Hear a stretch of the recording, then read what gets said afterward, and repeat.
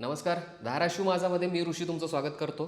धाराशिवच्या विशेष बुलेटिनमध्ये आज आपण धाराशिवमधील काही महत्त्वाच्या घडामोडी जाणून घेणार आहोत. तर पहिली घडामोड आहे मनोज जरांगे पाटील यांच्याविषयी. मनोज जरांगे पाटील सध्या संभाजीनगरात एका खासगी रुग्णालयात उपचार घेत आहेत. याच दरम्यान त्यांनी आपली जी तिसरा महाराष्ट्र जो दौरा ते करणार आहेत त्याबद्दल त्यांनी आज माहिती दिली आहे. तर मनोज जरांगे पाटील राज्यभर दौरे करणार आहेत.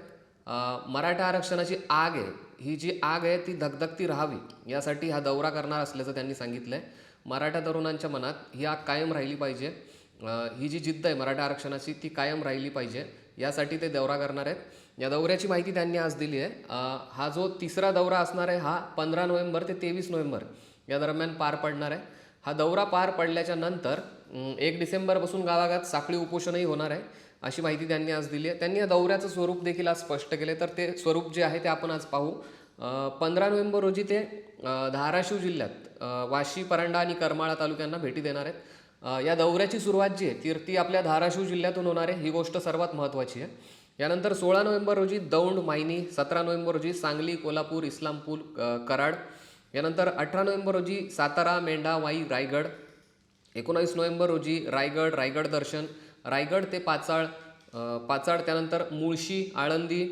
19 नोव्हेंबर रोजी 20 नोव्हेंबर रोजी तुळापूर, पुणे, खराडी, चंदननगर, आळंदी, खालापूर, कल्याण. 21 नोव्हेंबर रोजी ठाणे, पालघर, नाशिक, त्र्यंबकेश्वर इथे ते भेटी देतील. यानंतर 22 नोव्हेंबर रोजी विश्रांतगड, संगमनेर आणि श्रीरामपूर नगर तालुक्यात ते जातील, नगर जिल्ह्यात ते जातील. त्यानंतर 23 तारखेला शेवटच्या दिवशी ते नेवासा, बोदेगाव, धोंडराई आणि त्यानंतर आंतरवली, सराटीत या दौऱ्याचा शेवट ते करणार आहेत.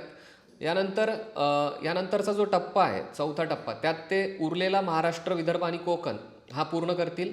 एकूण 6 टप्पे त्यांच्या या दौऱ्याचे असणार आहेत. त्यापैकी तिसरा टप्पा जो आहे तो 15 ते 23 नोव्हेंबर या कालावधीत पार पडणार आहे अशी माहिती त्यांनी आज दिली आहे. दुसरी बातमी आहे नळदुर्ग पोलीस ठाण्यातून. नळदुर्ग पोलिसांनी खुदावाडी इथल्या मोकळ्या जागेतून अंदाजे 51 देशीच्या बाटल्या आणि काही रोख रक्कम जी आहे ती जप्त केली आहे. या सीलबंद बाटल्या ज्या आहेत त्या अवैध विक्रीच्या उद्देशाने जवळ बाळगल्या होत्या. या आरोपींना पोलिसांनी अटक केली आहे आणि अवैध मद्य विक्री महाराष्ट्र मद्य कायद्याअंतर्गत त्यांच्यावर आता कारवाई करण्यात आली आहे आणि त्या आरोपींविरोधात गुन्हा नोंदवण्यात आला आहे. पुढची बातमी आहे उमरगा पोलीस ठाण्यातून.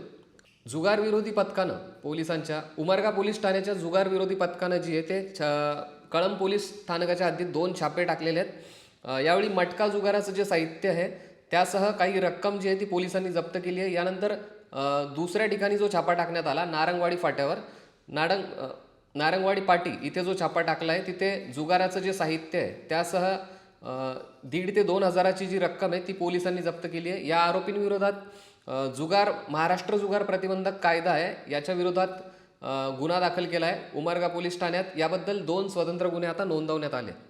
चौथी बातमी आहे धाराशिव पोलीस दलातर्फे सामान्य आणि गरीब लोकांना आनंदाने दिवाळी साजरी करण्यात यावी यासाठी धाराशिव पोलिसांनी एक उपक्रम राबवायचं ठरवलं आहे. या उपक्रमाचं नाव आहे एक हात देण्याचा.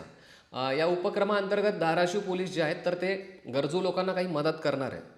या उपक्रमात सामान्य नागरिकही सहभागी होऊ शकतात. जर तुमच्याकडे अशा काही गोष्टी असतील की ज्या तुम्हाला द्यायच्या असेल गरीब किंवा गरजू लोकांना, तर तुम्ही धाराशिव पोलिसांशी संपर्क करा आणि या वस्तू ज्या आहेत तर धाराशिव पोलीस ते सामान्य आणि गरजू लोकांपर्यंत पोहोचवतील. यासाठी धाराशिव पोलिसांना संपर्क करा. सहाय्यक पोलीस निरीक्षक सिद्धेश्वर गोरे, पोलीस अंमलदार गणेश शिंदे किंवा पोलीस कल्याण विभाग किंवा पोलीस अधीक्षक कार्यालय यांच्याशी तुम्हाला संपर्क करायचा आहे.